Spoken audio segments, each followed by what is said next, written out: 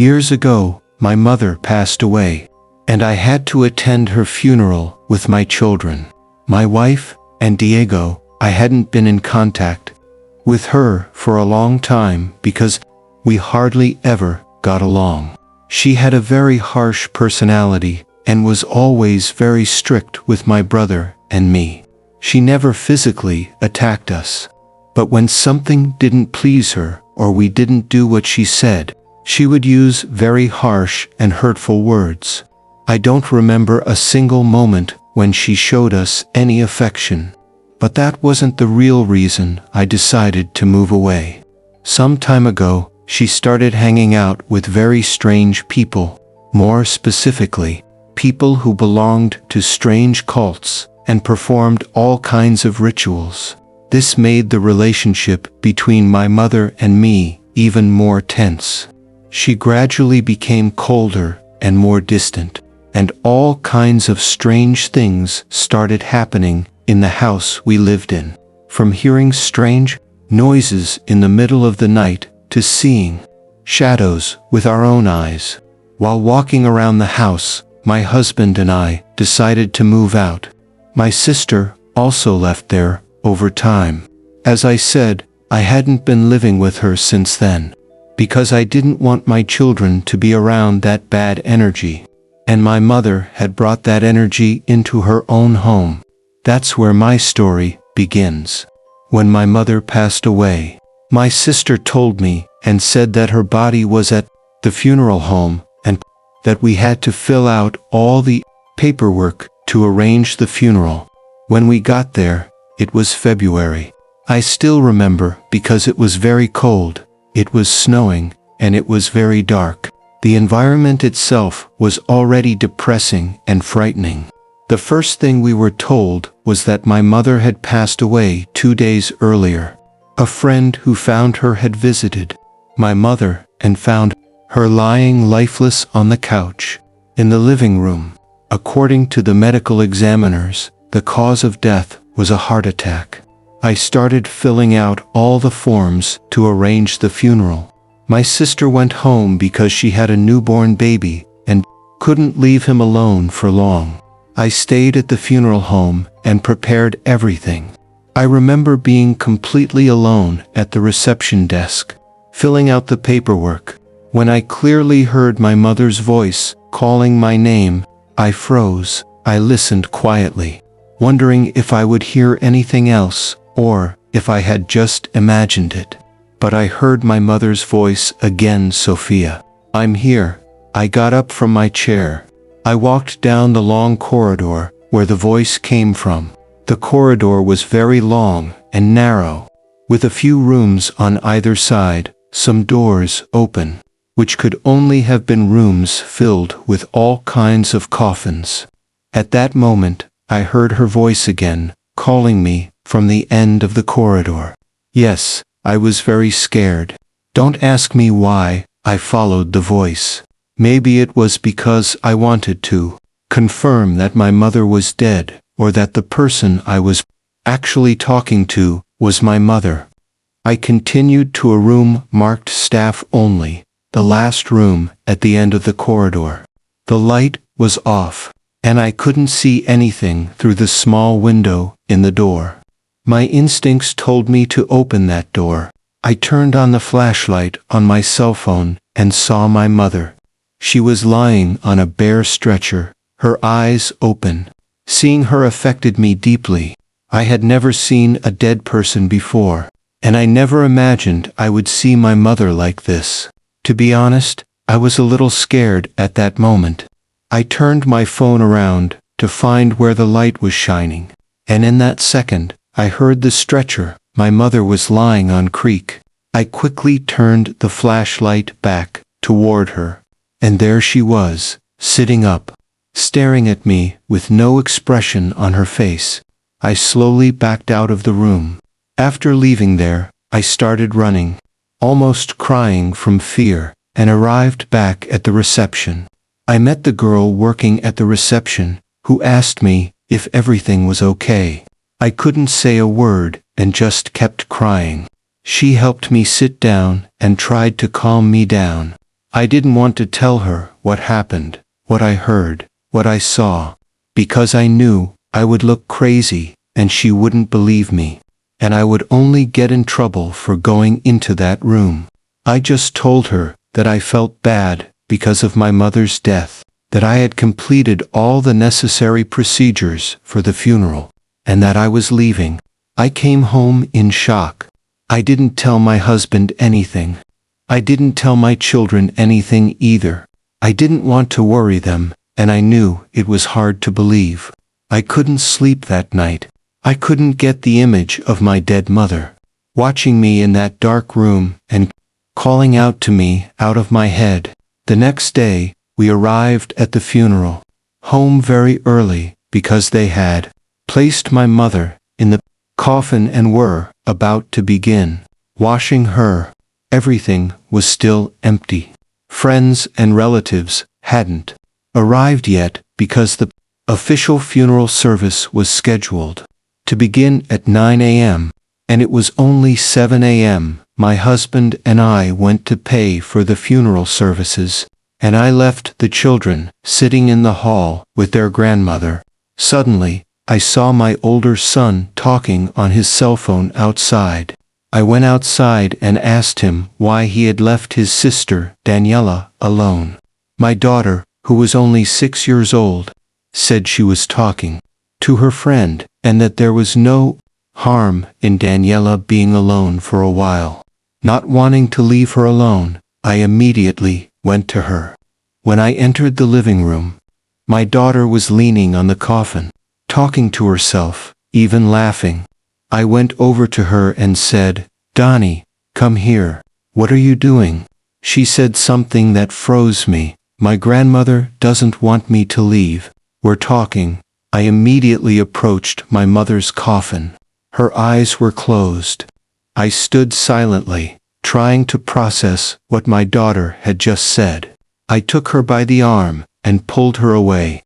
She resisted, saying she wanted to go back to her grandmother, that her grandmother didn't want to go, and that I should let her go. I got angry and said, "Your grandmother is dead. Stop lying." My daughter ran crying to her father. My husband picked her up and asked her what was wrong. She said the same thing she had told me, that I wouldn't let her stay with her grandmother, that she wanted to keep talking to her.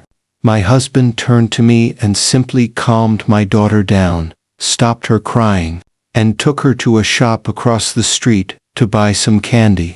My son was still outside talking on the phone. I went back to the living room and started praying. I prayed that my mother would find the light and rest in peace, that she wouldn't be a suffering spirit like I believed.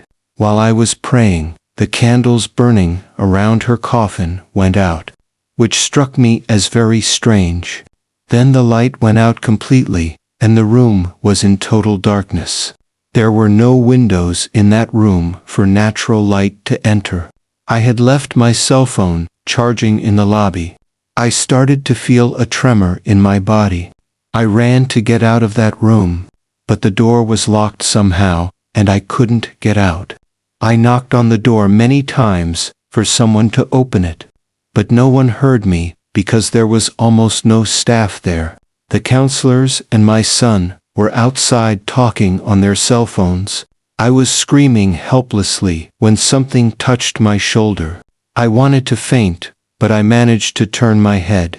That fear enveloping every inch of my body, that woman was telling me that my mother's corpse would come back to me, that she would take my daughter, because she no longer belonged to me, because I had given her up.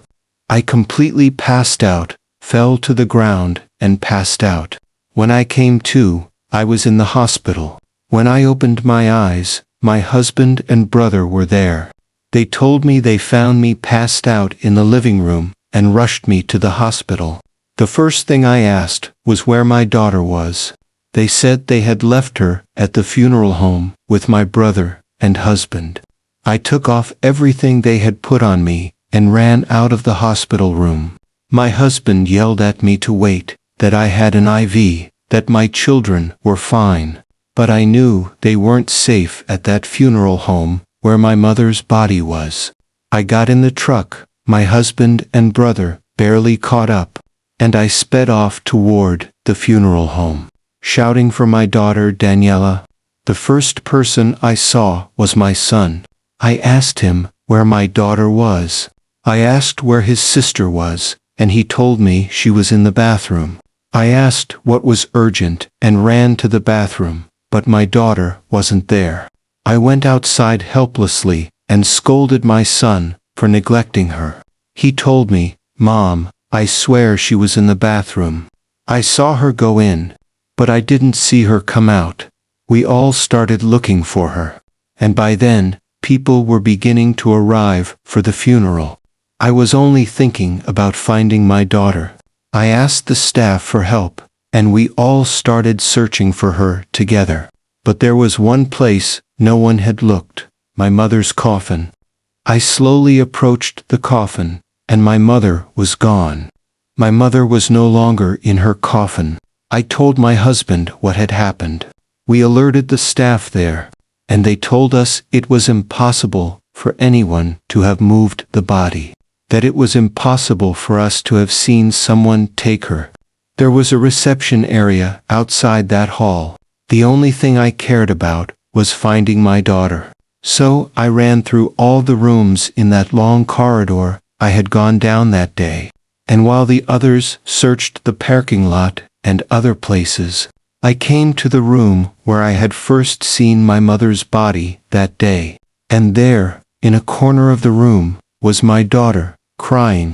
I couldn't see her, but I could hear her. Everything was dark. "Donnie, I'm here," I said. "Walk towards me, sweetheart," she said. She told me she couldn't because her grandmother would be angry. I asked where her grandmother was. "Behind you," she replied. I immediately turned on the flashlight on my cell phone and turned around. She was standing there, smiling at me.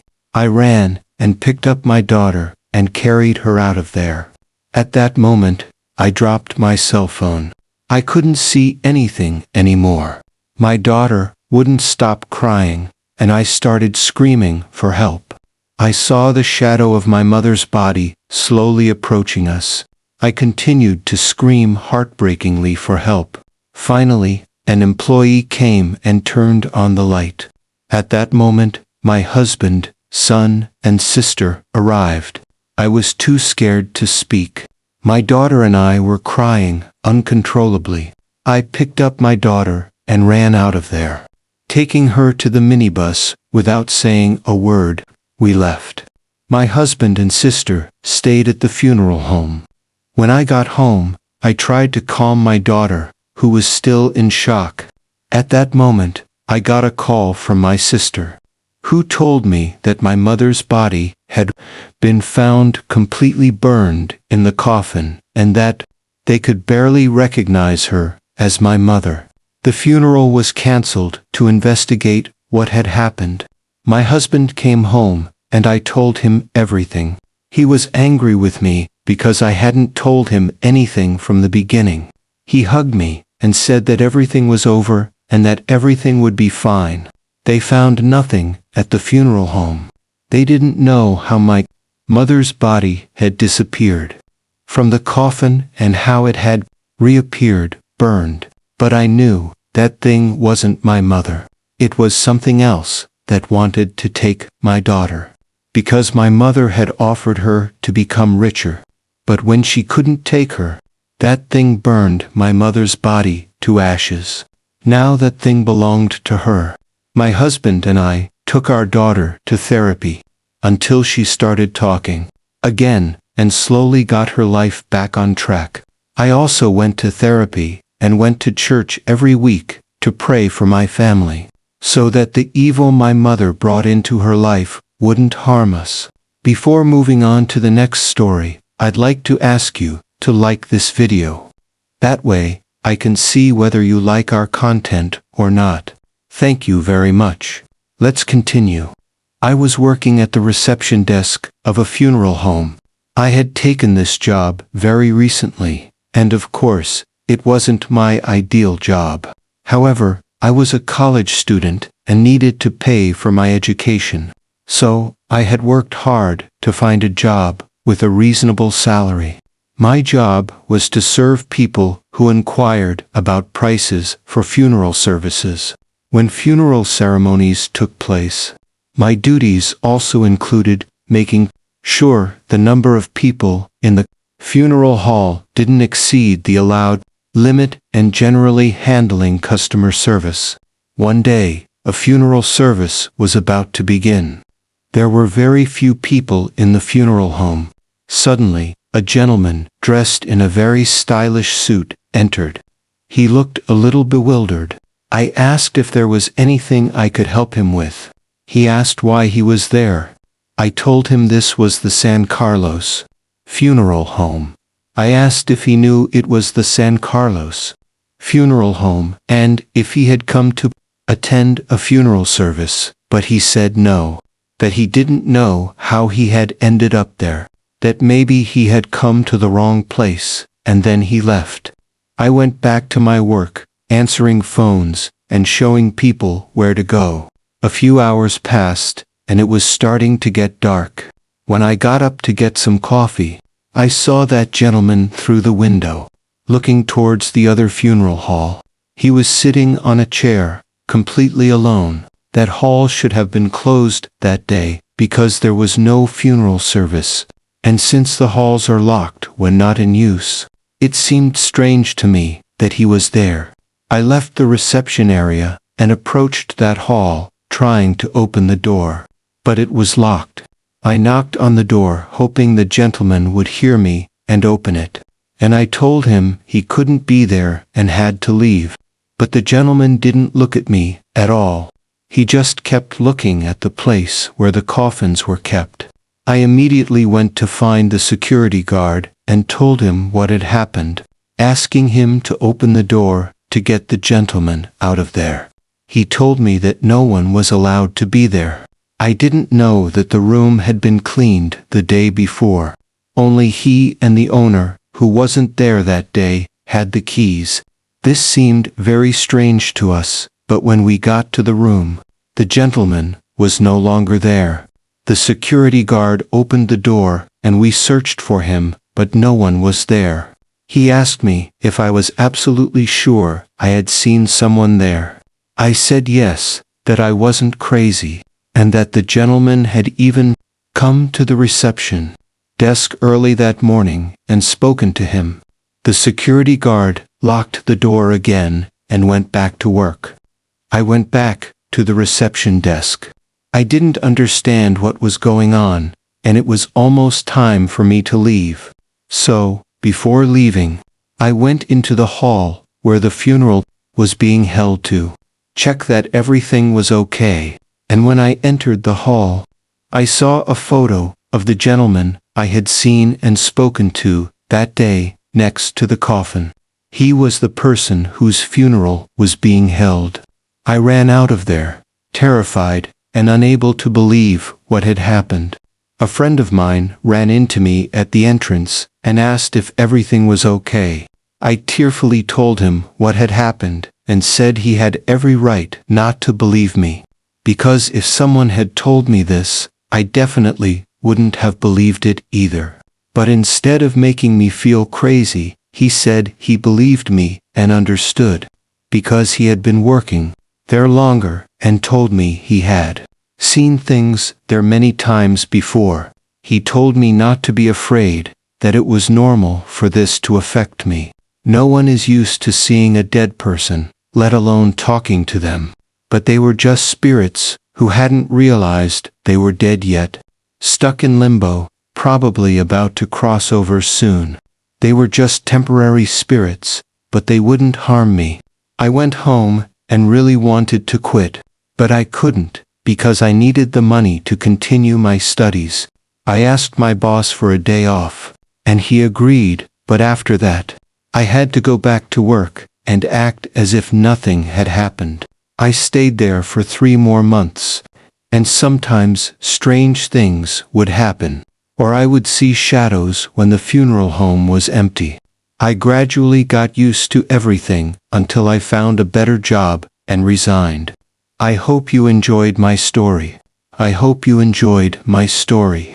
Remember, if you've ever seen or spoken to a deceased person, know that you are not alone. There are other people who have experienced the same thing, especially those who are more sensitive. My name is Jorge, and I work as a mortician in a funeral home. This job involves preparing bodies for their families' funeral services. We disinfect the bodies, embalm them, and prepare them aesthetically for presentation. I want to emphasize that this job isn't for everyone, because you need to be psychologically very well prepared for it, and even with all my years of experience, it can still be difficult at times, because many of the bodies that come in have tragic stories. Their last moments were horrific, and sometimes we need to make the bodies as aesthetically pleasing as possible. And yes, I'm talking about sewing limbs back on or repairing faces. I usually work alone, but a medical student intern came a month ago and became my assistant. This made my job a little easier, and I didn't feel alone. One night, we were embalming the body of an elderly man who had died of a heart attack. It was a very normal, routine night for us. But suddenly, another prepared body arrived from the morgue. We put it in the room upstairs and put it on hold until we finished with the old man. Apparently, it was the body of a motorcyclist, and it was in very bad shape. I knew we would be working on it all night, so we hurried. We were about to finish the old man's body when we heard footsteps coming from the room upstairs. This seemed very strange to us because the funeral home was empty that night. There was no funeral, and all the employees had come to work in the morning. The only body there was the newly arrived motorcyclist's body. To be honest, I didn't care because all I wanted was to finish as soon as possible so I could move on to the other body. But the kid helping me got a little nervous. I told him, "Calm down, son. It's nothing."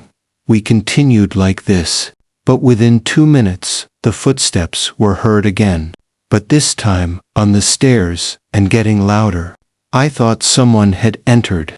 This was impossible because everything was locked, but I told the kid to wait because I was going to check. I left the room and went up the stairs, turned on the lights in the room upstairs where the motorcyclist's body was, but there was no one there.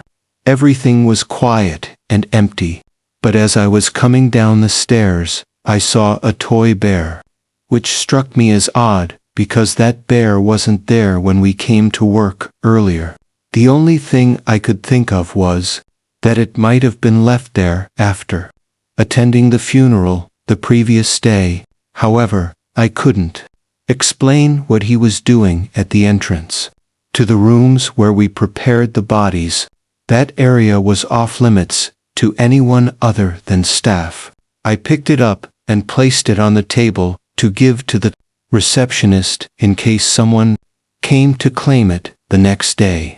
We finished the old man's work and carried the motorcyclist's body upstairs. Seeing his condition really affected us, and we got to work. I sent my assistant to another room to get the tools we needed.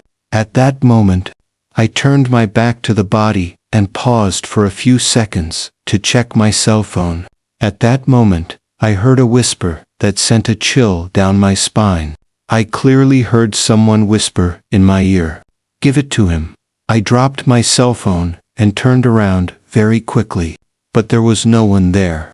When I looked at the motorcyclist's body, his head was turned toward where the teddy bear was, and what scared me the most was that his eyes were open and he was looking at the teddy bear. I was actually scared, but this was something that shouldn't have happened to me, because nothing like this had ever happened to me before.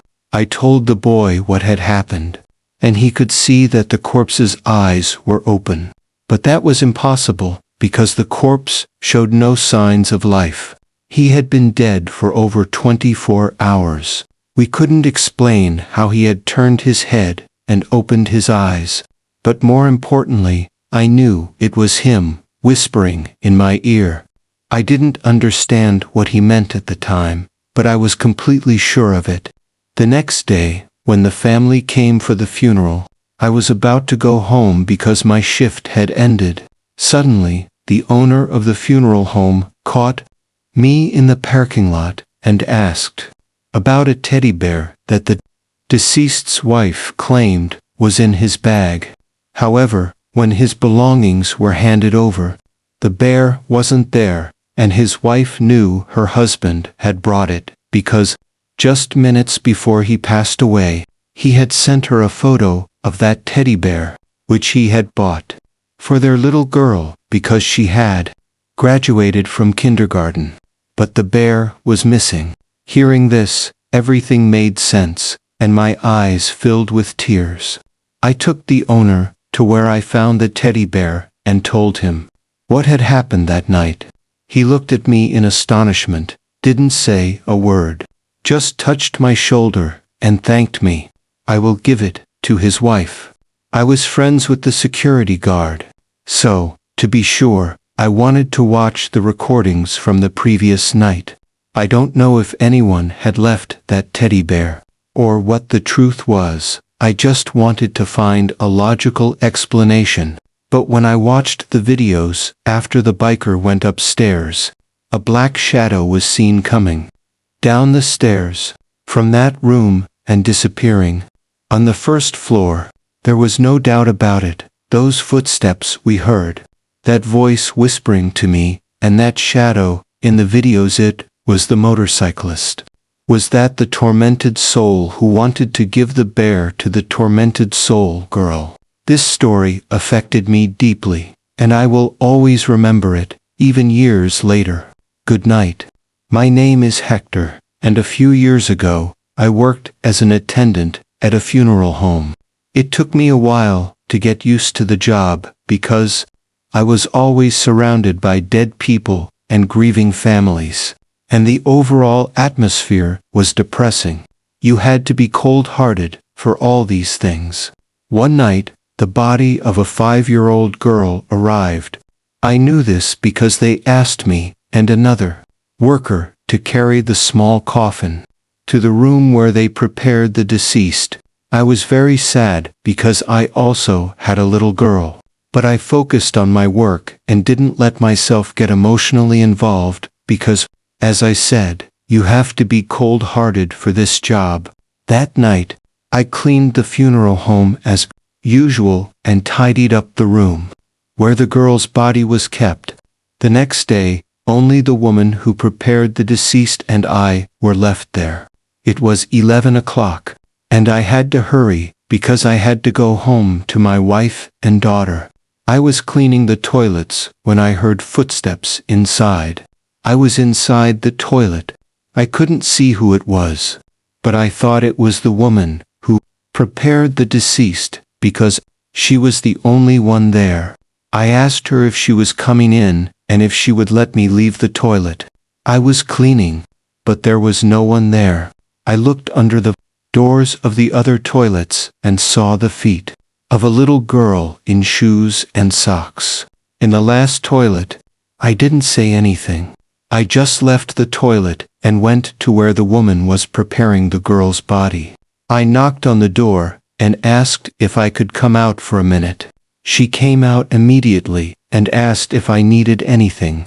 I asked her if her daughter was at the funeral home or if she knew who the girl in the women's restroom was. She looked at me in surprise and said she didn't have a child, that no one was left at the funeral home, that all the employees had left an hour ago, and that only we were left. She asked if I was sure I saw someone in the restroom. Yes, I was very sure, and it was a little girl. I said, "Let's go check," he said. We went to the women's restroom, and I showed him the stall where I had seen the doctor. He opened the door, but no one was there. The stalls were empty. We went outside and searched the funeral home, trying to find her, but no one was there. The doctor had to finish his work, so he told me to let him know if I saw anything, and left. I went back to my work, but I couldn't get what I saw out of my mind. I was very sure it was real. The doctor finished his work and told me he was leaving. "See you tomorrow, Don Hector. Don't stay too long. You need to rest," he said. I interpreted his words as meaning he doubted what I saw and was blaming my fatigue. I just said, "Good night, doctor, get some rest," and went to clean the small room where the funeral service for the deceased was held, because that was the last thing I had to do before going home. Everything was going normally until I heard the sound of a small child crying. I left the room to hear the crying better. The crying was coming from the room where the coffins of the deceased awaiting the funeral ceremony were placed. I approached slowly and said, "Hello," but there was no response. To be honest, I was a little scared, but I couldn't get the image of that little girl's feet. I saw in the bathroom out of my head, and now I was hearing a girl crying.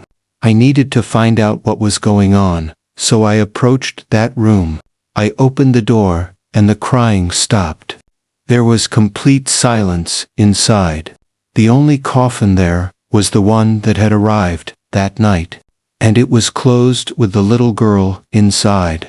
I stepped back to close the door and leave, and immediately the girl's crying started again. Her crying was very sad, and I had no doubt it was coming from that room. I didn't dare open the door again, because I knew the crying I heard belonged to the dead girl who had arrived that night, and I was sure she was the girl I had seen in the bathroom that night. I slowly walked away from there, gathered my things, and closed the funeral home. I was very sad on my way home, because I couldn't stop thinking about that little girl. The next day, I went back to work, and they were waiting for the girl's funeral.